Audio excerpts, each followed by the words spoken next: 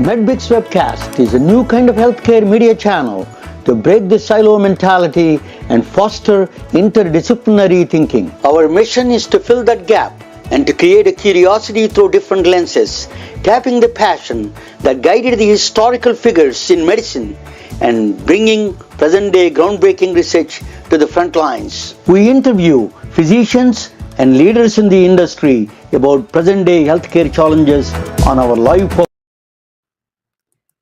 Welcome to the MedBix Webcast. This is Raman Anamraju. I'm the host. I'm not Albert Einstein, but we have a guest who belongs to the same tribe as Albert Einstein is going to be with us. So we have a special program today. We have a lot of people from India, United States, a lot of doctors that are a lot of physicians watch my program. So they want to do either they want to be entrepreneurs, or they want to fund somebody, one of their relatives. They want to fund it. There's always what they need to know. Our guest is going to explain. Our guest his name is Royse, is a longtime friend. Royse is a attorney in Silicon Valley. He is from Palo Alto, California, and then he held prestigious positions in the California Bar Association, and and also he's also specialized in some agriculture technology. I'm from a southern state in India, from a small village, agriculture-based state. I'm from Andhra Pradesh, it's called. And then where I went to Atlanta, Georgia, where the peanut farms, so I'm not that far from there. I'm also close to agriculture, both sides. So we can ask him a little bit about the agriculture, but the main focus is the laws related to the startups. What are the requirements? What are the legal tax structures? What are the funding requirements? What do the VCs think? What is Silicon Valley mindset is? That is what I'm going to do. I'm going to, without a further ado, I'm going to bring Royse to the main stage. Welcome, Roger. Thank you. Good to be here. So tell us a little bit about, I explained to you, you're a lawyer, very, very well-known lawyer in Silicon Valley. I met you a long time. You're a friend of mine. And, I don't have too many lawyer friends. You're one of the very few. But tell me that you have a lot of good positions in California Bar Association. You did. So what else? I forget anything that you want to add something to the qualifications? Well, I don't blame you for not having many lawyer friends. It's one of the most exciting people in the world. You ever been out to dinner with a lawyer? Boy, it could be pretty long dinner. By the way, that is quite an opening you have. I don't think I've ever been on a webinar, and I've done a lot of these. I've done hundreds of these. I don't think I've ever been on a webinar with an opening quite that splashy. So congratulations on that. Certainly gets your attention, wakes you up here at 6 p.m. California time. But yeah, like you said, I do startups. I'm in Palo Alto, so by necessity, that's my audience. It's technically, we call it emerging growth and venture capital. So I work with all the new companies, and I've been a frequent attendee of your events, and I know you're very much health focused. And I totally get that. I like that. A lot of the companies I work with are biotech or health tech or precision medicine. And we're going to take a little bit of a turn tonight because we're going to talk about the legal aspects of startups and why startups, because I think that's where innovation really comes from in this country. I think that's the engine. Not only are startups and small businesses a big job engine, I think they're an innovation engine. Big, large public companies, they got public shareholders to report to. They're not as likely to swing for the fences like a startup is able to do and make those really big advances. And we have been seeing huge advances in your area, in medicine, in health, and biotech. So we're going to take a step back here and talk about the legal side tonight. Yeah, I wanted to ask you before we start the legal side of it, that Silicon Valley Bank is a big drawback in the Silicon Valley. Everybody is around the country and around the world are talking about. What is your take on that that situation in the Silicon Valley Bank? Is the funding dried up, or what is the situation there before we can go proceed of that? That's a big topic around the world. Yeah, it certainly caused a lot of people a lot of anxiety, and we were all busy for a little while, for about 5 minutes, I guess, until the FDIC stepped in last spring. But I don't think Silicon Valley Bank is more of a symptom than a cause of anything that's going on in our economy right now. And don't get me started about this comedy of errors that got us to where we are. But for where I am right now, from where I sit, yeah, there's not a lot of venture investment being made. But that doesn't mean deals aren't getting done. That doesn't mean companies aren't getting funded, because they are. They're just looking at other spaces. I'm seeing a lot more family offices who are a lot less, let's say they're more resistant to what's going on with interest rates, and way more private equity and corporate venture capital than before. And that is something that, in the old days, and by the old days, I mean like a year ago, or maybe a couple of years ago, people come to me and say, geez, should I go out for corporate venture capital? And I'd say, well, it wouldn't be my first choice. Corporate venture tends to have a reputation as being a little hard to deal with. They have changes of management, and one day you're the golden boy, and the next day you're out of favor, and you can't get anyone to come to your board meeting or sign your consents. But everything's changed now. Corporate venture is really a much bigger player these days. So private equity, corporate venture, family offices, and angels. Of course, the angel community, for sure. Okay. Let us go with your startup. Let me show you the startup. I'm going to start. Let me bring to the presentation to there, and both of us going to be in the side, or maybe I'll put in the bottom. Okay. Can you see that? Yeah. Yep, I can see it. I don't think I can move it though, but I can certainly see it. You cannot move. You see if you can move your cursor on the top of the screen, it maybe you can see the moving, or on the left side. If you can't, I will move it for you. Why don't we go to slide 1? Go to the next slide. Slide 1. There's a Roger Royse. Startup law is going to talk about. He is a part of the Haynes Boone company, the law firm. Tell us a little bit of Haynes Boone. You want to say that a little bit more about that company, or you want to? Yeah, so briefly, I've been with Haynes Boone about 3 years. Up till then, I had my own firm for the last 15 years. Haynes Boone is an AmLaw 100 law firm. We're a large firm. We have offices all over the country. However, I am in Palo Alto, and I do emerging growth and venture capital. And almost all of my clients are tech companies in a variety of industries. But we've got enormous depth, so I can take them from start all the way to IPO, and I have done so even this year in this market. Okay, I'm just going to go through a handful of issues over the next hour that I think you all ought to watch out for. And this is just geared to the startup founder or the investor. And these are kind of the major legal issues that come up in your company, because these days it is just so easy to do everything yourself. You can go online and you can form your own company. You can download your own documents. You can get in all sorts of trouble. So let me just kind of give you the top things to watch out for. So number one, when people come into my office, it's not very often there's a sole founder sometimes, but usually there are co-founders. And they sit down in my office and they have an idea, or they have something that they want to put in, they want to wrap inside a corporate vehicle and then go out and get financing, and and then we all get rich. But the very first question I'm going to ask people is, are you sure that you own this idea and you own this intellectual property that you're about to monetize? Because almost always they have a day job and they develop this on nights and weekends. And that's fine. That's okay. However, what we want to avoid is them commercializing a product or an idea that belongs to their current or past employer. And here in California, we've got a really good rule for this. In fact, it's statutory. You can't even contract out of it, like a lot of things in California. And that is our Section 2870 of the Labor Code. And it's pretty simple, right? The idea for it to belong to you and for that IP to belong to you has to be developed on the employee's time, not the employer's time.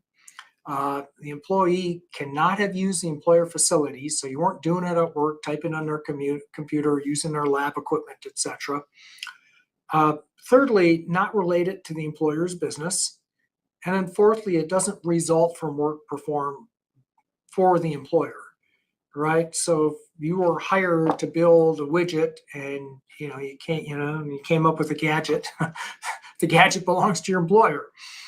Now, it's that third prong that usually gives us the most trouble, because the other three are pretty easy to know. Those are bright line tests. But this not related to employer's business, well, that's the kind of law, that's the kind of rule that keeps lawyers busy because we have to interpret that. And there's plenty of law on that out there, and you can go read the case law to get an idea what that means. But this is the area where you don't really want to be on that line. You don't want to be close to that line. You want to be bright line, one side or the other. So just be really careful about that, because this is a practical matter. It doesn't take a whole lot for an employer to claim that what you're doing is so closely related to what they hired you to do that it belongs to them. Now, there are some best practices in this area. And, the best practice, of course, is not to take any of your employer's IP, right? You don't take their computer, you don't take their data, you don't work on their machines, you don't do it during work hours, etc. You just have very good log records and very clear proof of what you did on your own time and not on your own machines. Now, what happens though if you're the founder, that you didn't have a prior employer and you're a little worried about your co-founder who did, or maybe you're bringing on a third person. Maybe you're bringing on a CTO after you formed the company. Well, you want to make sure that you're not going to get one of those nasty letters from the employer that says, hey, we want to remind you that guy you just hired used to work for us, and we've got a real strong confidentiality agreement and invention assignment, and we're going to enforce it. So if you're taking anything that we think is ours, you can expect to hear from us. So you don't want to have that problem. So you'll get representations, very specific, direct representations from your people that says that where they say, look, I'm not taking anything from my prior employer. I own everything I'm bringing. Nobody has any claim to this stuff. So dot your I's, cross your T's, be very explicit, and be honest, and you'll be fine.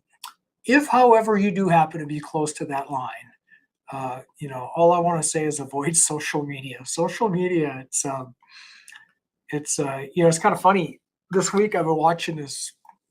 I don't want to say binge watching because I don't do that, but there's a program on television called Web of Lies. It's about people, getting in trouble online and crime being committed online. And it's interesting just how often the police track down the bad guys through social media, because people just can't help bragging about whatever it is they've done, good or bad. So just be warned that whatever you're doing on social media, people are watching.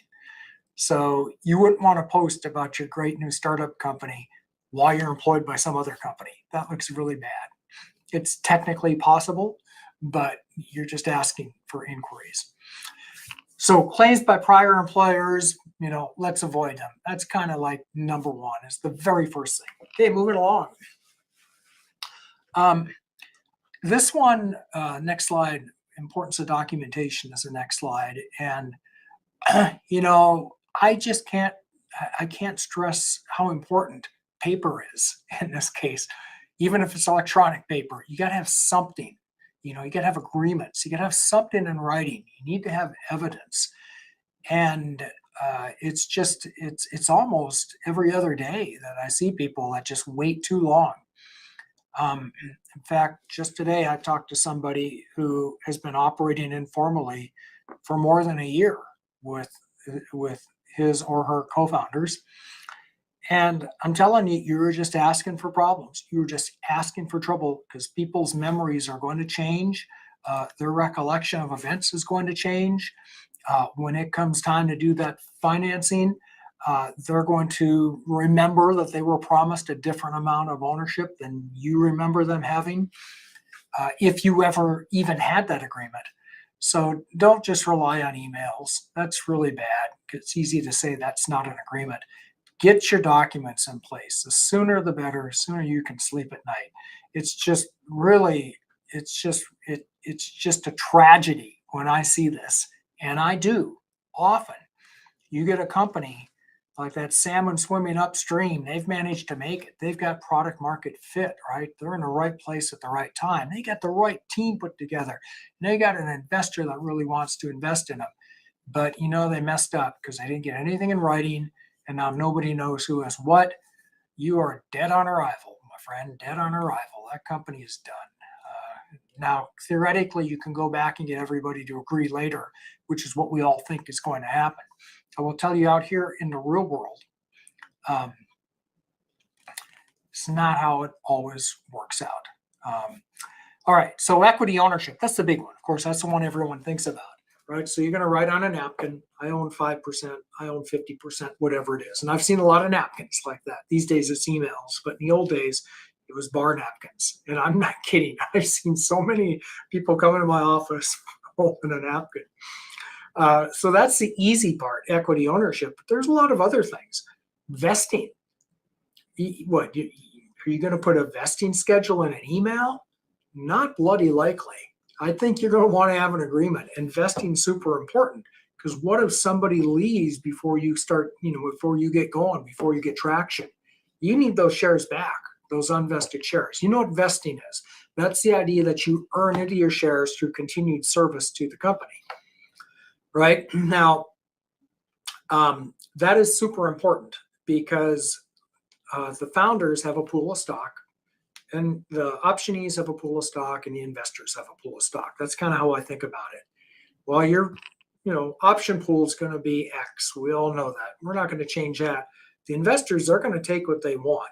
So the founders is going to be a mathematical function. It's going to be what's left over. And if you've already promised an unvested chunk of that to somebody who's not contributing, that's that much less that's left over for the founders. And you might say, well, okay, my bad. I guess I'll just live with that. But it's not that simple.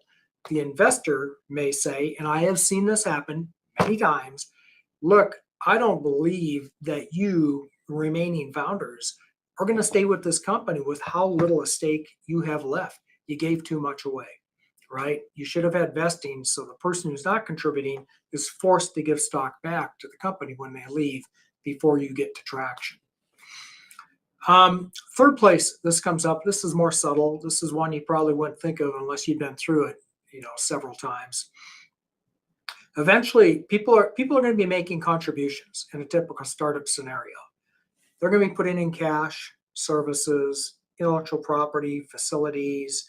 You get to use my garage, whatever it is, time. So you might all have different expectations as what they're getting for that. In fact, I can almost guarantee that you do if you have more than two founders. So let's use the easy one, cash. So suppose that you have, your service partners putting in their time, you got your cash partners putting in some money to keep the thing moving along until you can get funded. Well, what are they expecting for that? Because in their mind, they might think it's a loan. They might think it's just their share, their contribution. You're working, I'm putting in cash. Or they might think it's something that's going to turn into stock, preferred stock, when you finally do a financing. You better get that in writing, because I can guarantee you were setting yourself up for a dispute when that issue comes up. So let's just clarify. And I can also pretty much guarantee you that people are going to take, of those three alternatives, they're going to take whatever position puts them in the best, in the best position. Just a couple other points to make about this. I say get documentation, and almost anything is better than nothing. You need to be surprised how little it takes to satisfy the law. Unfortunately, the dark side of that is that anybody can go online and download anything and sign their own agreements. So I could go on and on with horror stories about people messing that up because you don't know what you don't know. There are unknown unknowns. For example, you might download that Y Combinator safe and not really understand what it says and just how investor friendly it is. And that might not be what you intended. If it is, that's great, but it might not be. So just be super careful about do-it-yourself solutions.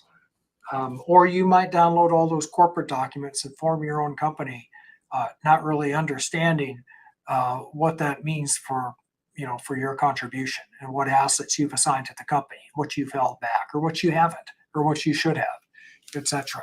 So there really is a lot of judgment in this. And yeah, artificial intelligence is great. It has not replaced judgment, not just yet. Okay, I guess we're moving along. Tax planning. It's actually really good, Ramona, that you're flipping aside because you can keep me going because sometimes I get on one of these points and I just talk and talk and talk and talk and all my time. Because I've seen, I've been doing this for 40 years. I could tell you story after story on each one of these. I'm not going to do that. I'm going to keep moving really quickly. And if people have questions and want to make this interactive, I'll let you, tell Ramona. Tax planning. Nobody does any tax planning in a startup world. Why should you? You're going to be a Delaware C corporation. What's all this other stuff? Why is it important? Well, a couple things about that. So number one, choice of entity. Every lawyer has struggled with this, except in startup land where I am, where everything seems to always be a Delaware C corp. But up until, I guess, until 2018 anyway, we all struggled a lot more with this issue. What kind of company should you be? And we all have rules of thumb, but there was surprisingly very little thought is often put into this decision. And you can put too little thought in and you can put too much thought in. And you can come up with no solution, just a lot of alternatives with pros and cons. And that's not very helpful to you as an entrepreneur either. And I've written, articles and blog posts, and you can go online, and you can find just tons and tons of commentary on all of these really interesting legal issues. But I don't think that's what you want is a lot of legal theory. You want a solution. So I'm going to give you a really easy rule of thumb. This just kind of came to me one day, probably in the shower or something. It was just an epiphany that here's my rule of thumb. If you are a go big or go home company, then you should be a Delaware C Corp. What do I mean by that? I mean my typical Silicon Valley startup. We're going to form a company. We're not going to make any money for a long time because we're going to get funding and we're going to use that to build our user base. And then we're going to sell the thing and hopefully never have any taxable income between now and sale. And we all have a big capital gain at the end that we may or may not get taxed on. If we don't get that funding, we're not going to have a company. We're going to have a big smoking crater in the ground, all right? So go big or go home. We're either going to, it's either going to be the next big thing, it's going to be a huge success, or it's going to be nothing. There's no in between. That's a Delaware C Corp. If you need venture capital to get you where you need to be and the payoff is potentially humongous, that's a Delaware C Corp. Let's just start with one. That's easy. That's most of my clients. On the other hand, if you're a lifestyle business, right? If you operate a yogurt shop down on the corner and you're going to make money from day one and you're going to provide a pretty good living for yourself and you're going to run it for 20 years and then pass it along on to your kids, well, that's not a C Corp. That would not be tax efficient. That's some other kind of entity. That's a pass-through, an S Corp or an LLC. And I won't get into the intricacies of the tax. All I'm saying is that this takes a little thought. You got to figure out which category you're in. And a lot of my clients, they come to me and they say, you know what? I could be both. I could be profitable right away because we have a big service element. On the other hand, I could get funding. In fact, I want to. I want to try both. I want to go down both paths. I don't know how this is going to go. That's when I use a limited liability company because it's super easy to incorporate that later. Now, I say super easy, but just keep in mind there are some traps when you do that. There are some tax traps. So, we just have to be careful about that. And it's really not an option if you've got foreign founders or foreign stakeholders. There's tax reasons it's possible, but not optimal. I put it that way. So, but otherwise, if not for those things, I'll do an LLC and we'll convert it later. And when do we convert it? We convert it when we do a financing, or we convert it when we get too many safes and you start to look too much like a corporation. Then we get really careful on the conversion that we don't trip up any tax rules, because it's possible to do that. So it is complicated.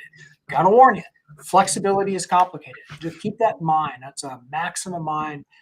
The more complexity you can live with, the more options you have, the more flexibility you have. This is example.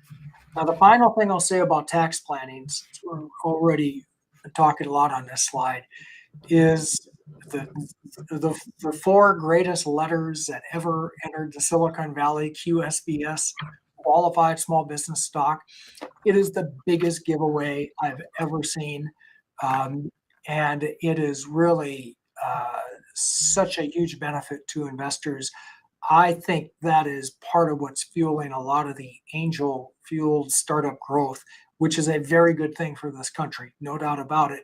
But part of what's fueling it is the qualified small business stocks exemption. What is that? If you, as a founder even, or an investor, or anybody who buys stock in a company or gets stock for services, property, or cash, if that stock is QSBS and you hold it 5 years and then you sell it, you don't pay any federal tax on the gain up to the greater of $10 million or 10 times your basis. Okay, think about that for a minute. You can have a tax-free exit. If you're unlucky enough to be in California, you're going to pay state tax, of course. But as a federal matter, no federal tax. That's a huge gimme. And investors know that. And investors love it. And investors want you to make sure that they're going to get that. So just be careful about that, because it's very cookbook. And you have to jump through a bunch of hoops to get there. And I give those opinions regularly. And then there's a bunch of things you can't do that are very counterintuitive to maintain that status. So I just want to point it out. All right, let's move on to the next slide. So see there, tax planning is something that, we shouldn't just take a pass on. We have to put a little thought into it. Employment laws.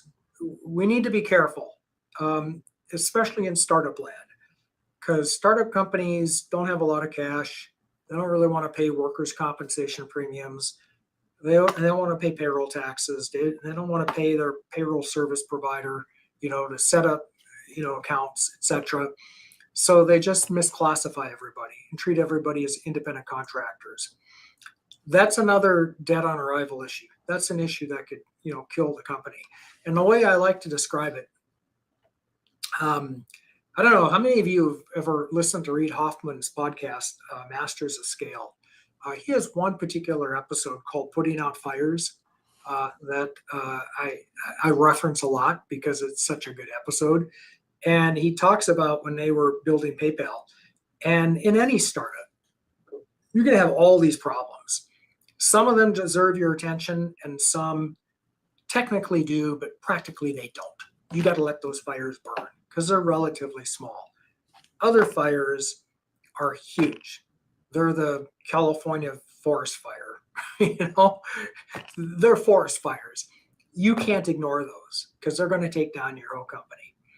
So when it comes to employment laws, I think of things like, I don't want to give you an example of a problem you should ignore because, otherwise someone's going to ignore it and then blame me. But I'll give you an example of a problem that is a forest fire, and that's misclassification. Because if you get that wrong, that can bring down your company. You could be sued under our class action lawsuit statutes. In other words, somebody can sue on behalf of themselves and all other similarly situated. And what are they going to get? They're going to get overtime. They're going to get waiting time. They're going to get vacation pay, or all that stuff that they were entitled to. Meal and lunch breaks, maybe not vacation if you didn't have an agreement on that, but meal and lunch and lunch breaks, all the stuff that's statutorily mandated.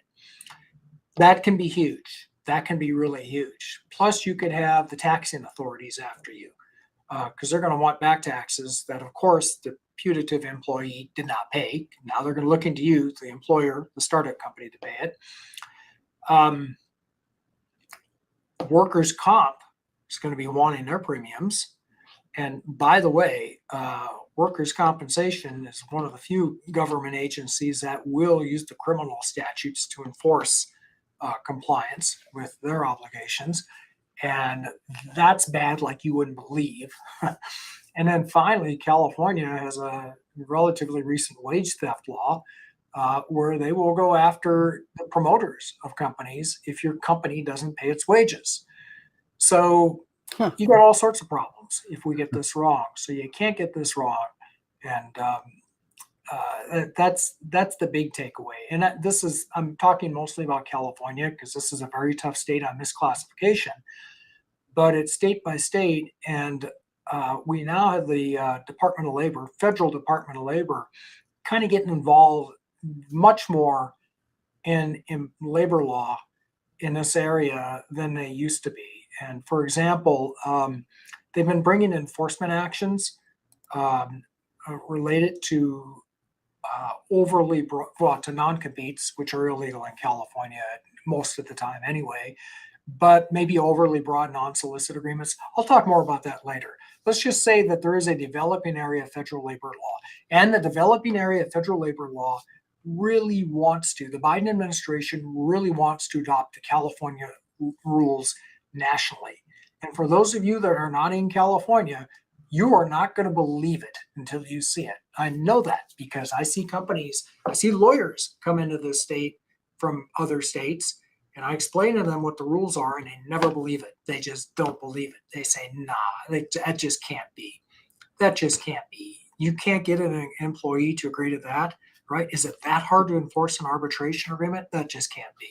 Well, I'm telling you it is. So, and just stay tuned because there is a movement that is gaining it's gaining momentum to make the California rule the federal rule. Okay, next slide. Okay. IP protection. IP protection. This is a big one for my clients because they're all tech companies, right? So, where to begin? So let's begin with, there's a lot to talk about here for sure. So we all know about patents. So number one, I'm a big believer. I'm not a patent lawyer. Okay. I know when to call patent lawyers, but I'm not a patent lawyer. Nevertheless, I want my clients to be valuable. And I want them to get funding. I want them to get a good valuation. And I want them to not be taken out of the game when a competitor's patent pops up. So I'm a big believer in patents. All right. Patents give you a lot of protection. The problem with patent, of course, is that the protection is limited to a certain number of years. You will eventually, when the patent issue go public, what you've done, so everyone can see it. That means your big, humongous, large company competitor is going to know exactly how you did it. And maybe they'll infringe, and maybe you got the money to sue them or not. So there are some issues, with patents. What's the alternative? The alternative is trade secret. What is a trade secret? Trade secret is for most of my clients, it is their most valuable asset. Okay, a trade secret, it's proprietary information. So number one, it's information, and it's valuable information. Number two, it's secret. The world doesn't know about it. It's probably what gives it its value. And thirdly, and this is the tough one, you have taken some steps to preserve the confidentiality of that trade secret. Now, the first two prongs are pretty easy. It's confidential, it's information, it's secret, it's valuable. That's pretty easy to prove. Third one is where companies mess this up, right?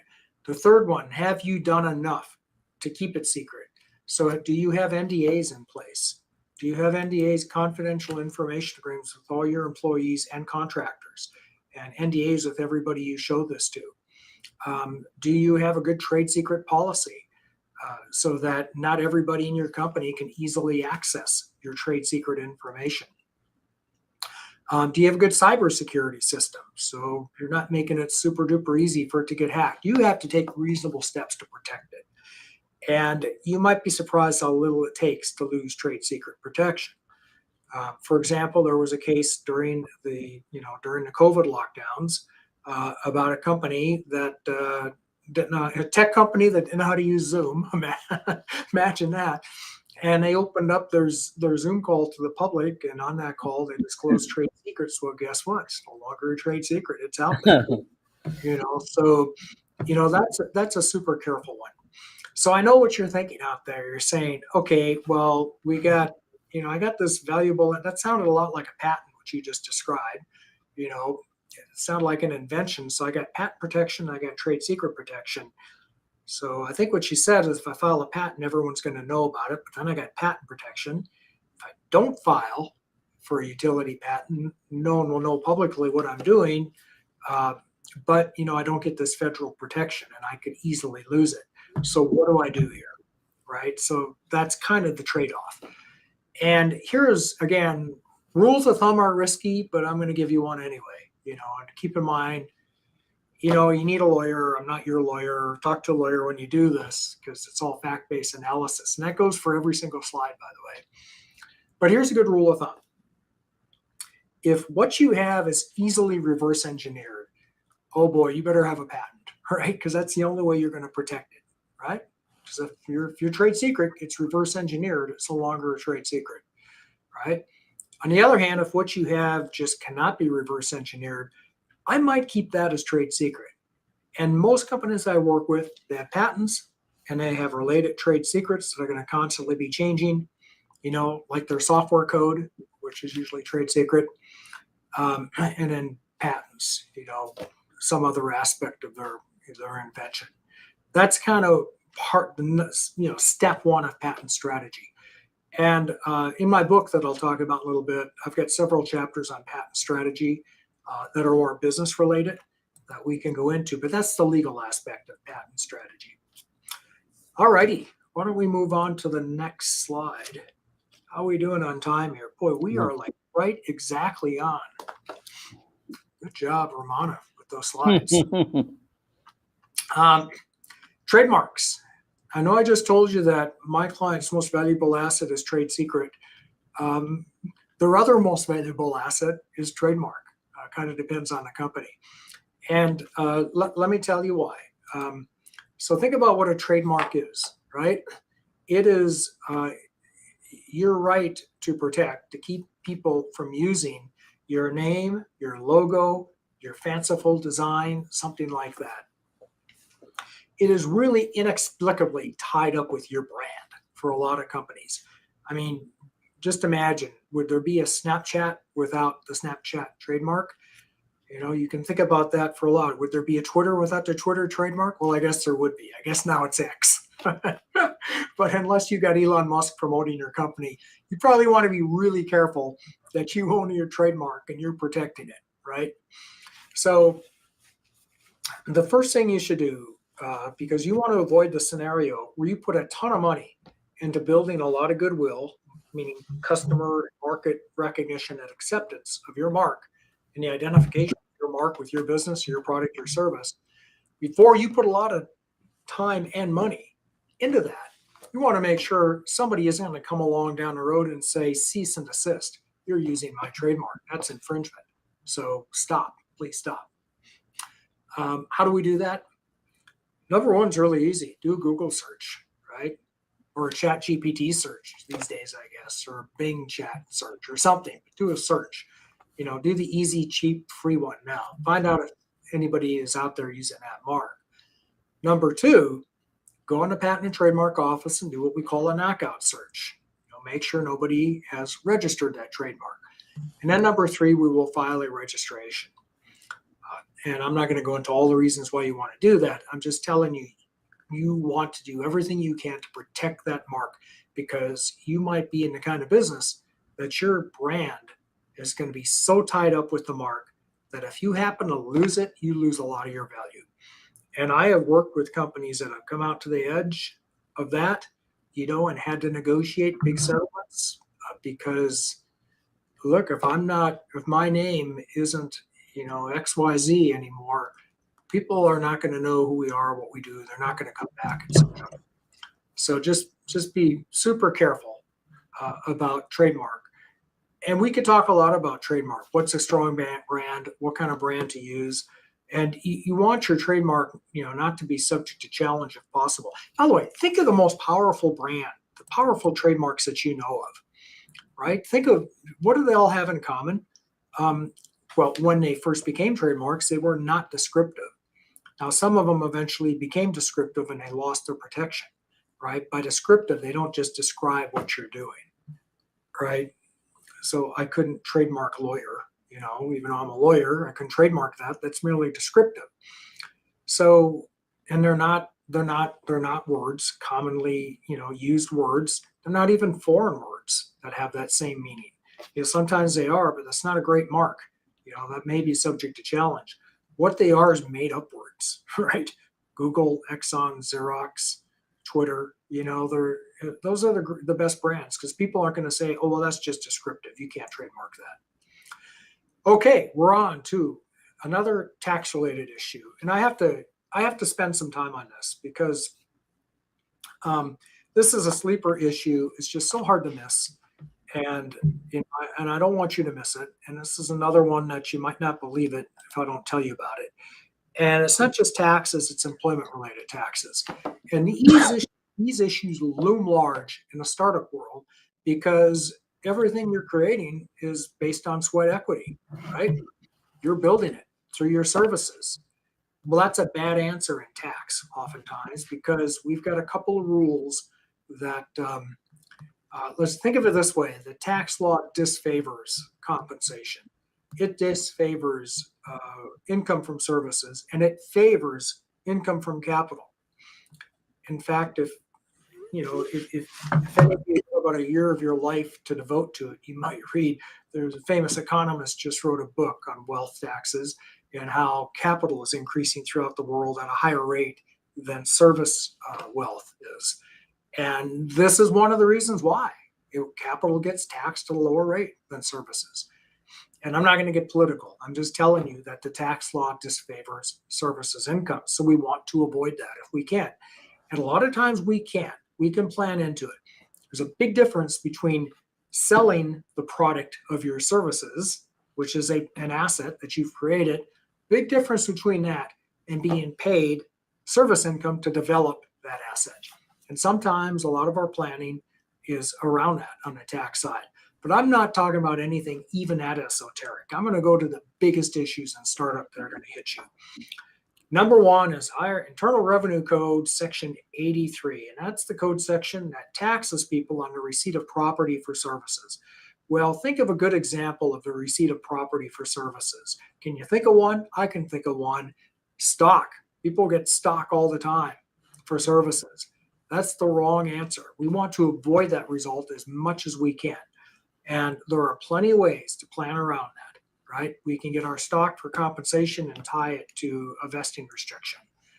So it's, and there's case law that says that's just fine. We got great case law on that. There are ways we can plan into this to avoid tax, but you can't ignore that issue. And where we can't plan around it, or at least not very easily, is if you got a company that's got some traction behind it, it's issued its stock, it's got a little bit of runway, and then we bring in a new person and we give them stock and they don't pay for it like they should. And they end up getting taxed on the value of the stock. Now, I know that there is that's Hollywood attitude in Silicon Valley, that startup companies are worth nothing, almost ever, until you sell them or until you finance them. And you heard it here first, folks. That is some Silicon Valley lore that I think is going to get exploded under what's going on with the IRS, which has just gotten a whole bunch of funding to go out and do audits. And, eventually they're going to pick up on this issue. And you're going to see that valuation assumption challenged. And I'm always nervous about it. I tell people it's an issue. I say, let's kind of dot the I's and cross the T's and be super careful, because eventually, it's just going to take one humongously successful case or audit, and then the floodgates will open. So how do we get around it? Well, we don't have stock for services. We have stock for cash. We have stock for property. Before we leave the employment-related taxes, I'm going to tell you about the second humongous gotcha in this space. and that is IRC Section 409A. And that code section imposes an immediate tax and substantial penalties, both federal and state, for what they call non-qualified deferred compensation plans. And what that means is that if you do the work today, but you get, the reward for it more than a year from now, well, that is deferred compensation. You have to comply with 409A. There are exceptions that are huge, right? There are huge loopholes.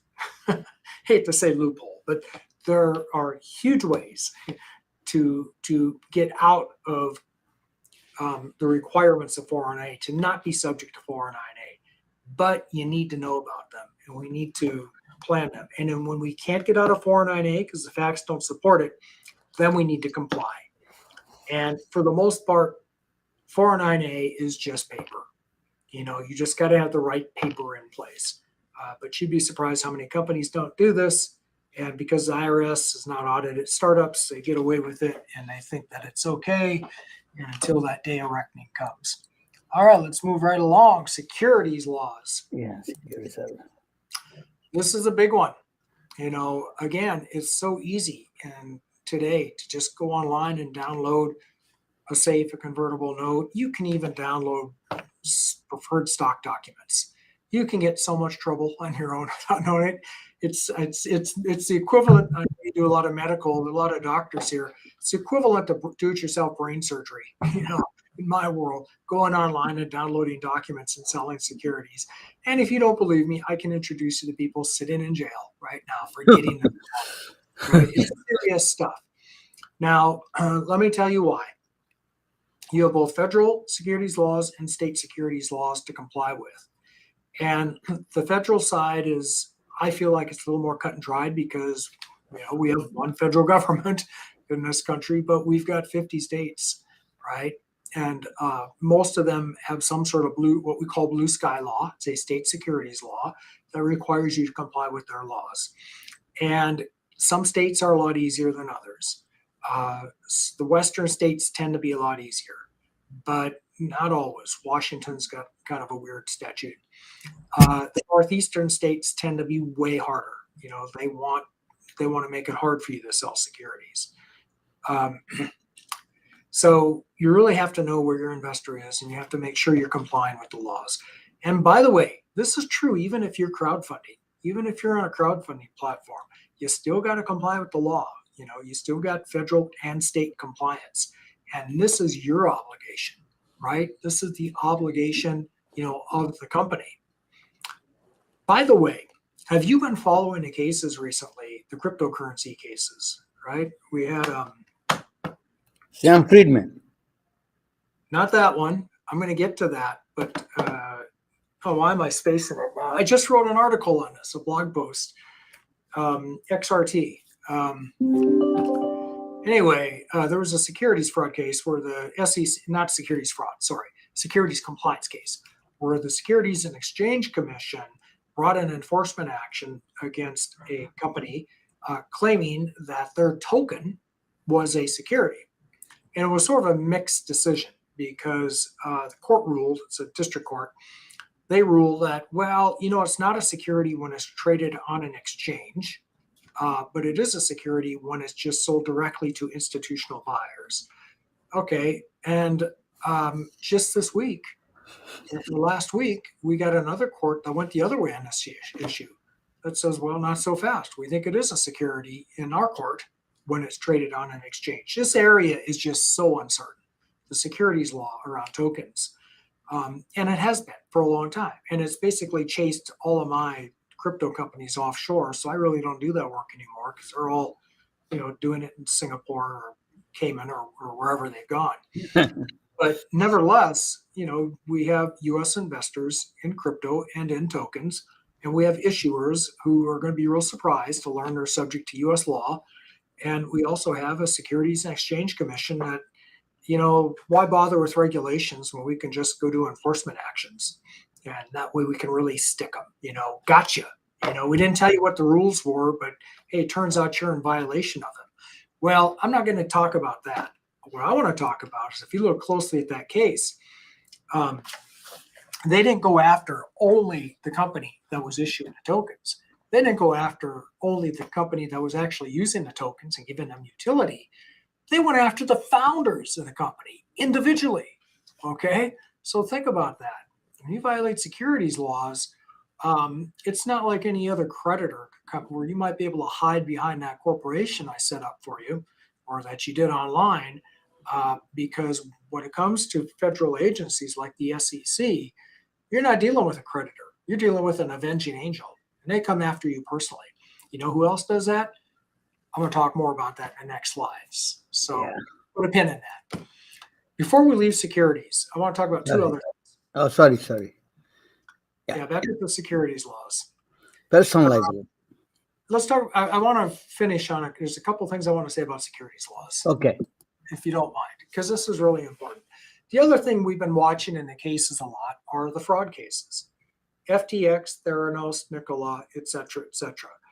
And, you know, a lot of us are sitting there watching what these founders did. And I'm not going to defend or bury either condemn anybody. I'm just going to tell you, watching what they did, a lot of us sit back and say, you know, welcome to startup land. That's what founders do. They puff. You know, they totally believe in their company so much that they will fudge a little bit. Well, here we got three of them criminally, that have criminal exposure for doing this. And it was a shock, when this, especially Theranos, because I know a lot of people, some famous people, some famous investors who got burned in that deal who said, look, they were just doing the kind of puffing that founders do. Well, what's the difference? Why did these folks get nailed and other people get away with it? And there's a difference between fraud and puffing. Puffing is, I got the greatest slide deck in the world. Okay. Puffing is, just wait till you see my product. Every tech company in Valley is going to buy my product. They're all going to give us orders. That's puffing, right? I'm just telling you what I think might happen. Fraud is every big tech company in the Valley has given us orders. Okay, that's a fact. If that's not true, that's fraud. All right, so there's a difference there, and sometimes founders step over that line. Don't do that. Don't do that. Okay. All right, let's move right along to personal. That brings me right into personal liability. So, I started this conversation, and I'm going to bring us right back to the very first comment I made. We want to form an entity. What kind of entity do we form? I didn't ask you the big question. Why do you need an entity at all? Why do we need a corporation? Why do we need an LLC? Well, the number one reason is because startup companies often fail. And when they do, I don't want you to fail with it. I want you to be able to walk away from that idea and go start the next company. And I have plenty of clients who didn't do well their first time out, but did well their second time out. And if you've heard me speak before, you've heard me talk about one of my clients who, I'm not making this up. He had almost 40 apps in the market before he found one that was successful. So he failed 39 times. The 40th one was one of the most downloaded apps in the App Store. Okay. If he had not, done a little bit of careful planning here, he never would have got to that 40th app. He'd be in the poorhouse. So I want you not to have personal liability. I want you to, put the risk where it belongs with the business. So I'm going to give you 6 things that you should think about. We already talked about one of them, security. Don't violate the securities laws. They'll come after you. And I'm going to put a / parenthetical. Let's put the Small Business Administration in there with it, because there's not a security, but they're investing in their business. They're giving you money too. And the SBA has been out looking real hard at PPP loans. And the IRS has been looking at the employee retention tax credits, because people mess those up because those were really hastily put together, not really thought through statutes with regulations that are almost impossible to understand. And people understandably got it wrong, right? And you only had so much time to get your application in and get it. And now the SBA and the IRS is coming along asking for their money back. And they have ways of going after people personally for that. So that tax refund or that PPP loan that you thought was non-recourse to you, well, I hope you did it right. or you might be wrong. So anyway, securities, don't violate the laws. Number 2 big one, taxes. Pay your taxes. You don't want to be sideways of the taxing authorities. And the IRS can be bad. Here in California, the Franchise Tax Board can be worse. And the employment tax people can be the worst. And that's both IRS and here in California, it's the EDD, Economic Development Department. So you don't want to be sideways of employment taxes. You don't want to not pay employment taxes because you will be held personally liable for that. I can almost guarantee you that. And the IRS, they'll go after anybody who had anything to do with it. I'll show you cases of bookkeepers being held responsible for the taxes of the employees of the company because, you know, they did the egregious act of keeping the books on this. Wages, you know, there's this concept of wage theft here in California now, and you don't have to get the wage theft. It's just that promoters can be responsible personally for the wages of an employee. By the way, that has really always been the rule here in California under a little-known statute. It's just never been enforced until recently because there's a more recent statute that has a lot more teeth in it. Fiduciary stuff.